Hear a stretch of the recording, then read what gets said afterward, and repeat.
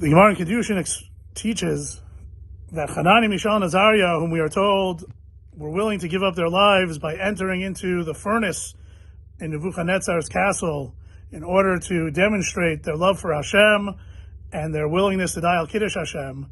So they had that strength to do so by learning a Kal V'chomer from the frogs in Parshat Vaera.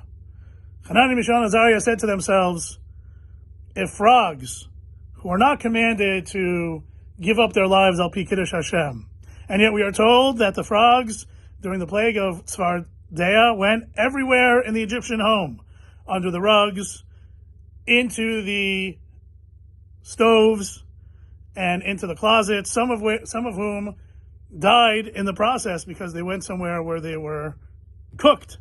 So how much more so, Hanani, Mishael, and Azariah said, are we liable and responsible and obligated in Kiddush Hashem? How much more so do we have to extend ourselves, even if it means jumping into the furnace? Shagas Aryeh had a question on this Kal V'chomer of Hanani, Mishael, and Azariah. And he asked, what do you mean? The Pasuk says that Hashem commanded Moshe to tell the Egyptians that the frogs would be all over their homes, in their beds, in their houses, uvetanurecha, and in their stoves. So what does it mean that the frogs weren't commanded? And that's how Hanani, Mishael, and Azariah felt. If the frogs aren't commanded and did it, how much more so do we have to when we're commanded? Supposedly the Shagas Aryeh asked this question to a group of young children in Cheder, and one boy by the name of Eliyahu stood up and suggested the following answer. He said, while it's true that all the frogs were commanded to spread out across all of all the Egyptian homes, under the rug, in the closet, in the stove, etc., each individual frog could have said, I'll go where it's safe.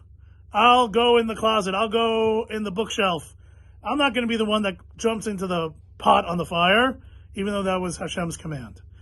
And yet we see that some of the frogs did so. Hanani, Mishael, and Azariah said, we learn from here that even though you can make the excuse to play it safe, if there's a need to extend oneself, if there's a need to take risks, if there's a need to do something bold and big, you can't say, let someone else do it. You got to be willing to take on the responsibility yourself and not to be a bystander. And that's what Hanani, Mishael, and Azariah learned. Such an important lesson that we can learn from frogs as well.